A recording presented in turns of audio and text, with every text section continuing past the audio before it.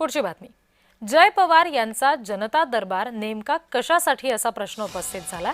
कामं मार्गी लागत नसतील तर जनता दरबाराचा उपयोग काय असा प्रश्न संतप्त बारामतीकरांनी उपस्थित केलाय.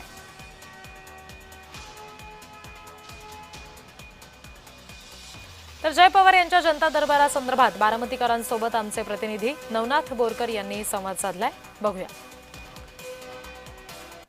मी गेल्या जनता दरबाराला सहयोग निवासस्थानी आले होते. आता देखील पुन्हा आलेला आहे. काय नेमकी मागणी? आम्हाला मदत फक्त म्हणतात की ESI तर्फे होईल. मग ESI तर असेल तसं आपल्याला होतच. आपण घरगुती सुद्धा करू शकतो. आमचं दोन्ही मुलं हँडिकॅप आहेत. माझा मोठा मुलगा आहे तो DMD मोठा म्हणजे गंभीर आजार आहे. त्याच्यावर ना मुलाला सांगितलं 20 वर्ष जर झालं त्याला तर तो जगावू शकतो. पण आता ही वेळ नाही मला सांगायची. मला ना जर फिजिओथेरपीला जर खर्च चांगला जर भेटला ना तर माझा मुलगा चालू शकेल आज.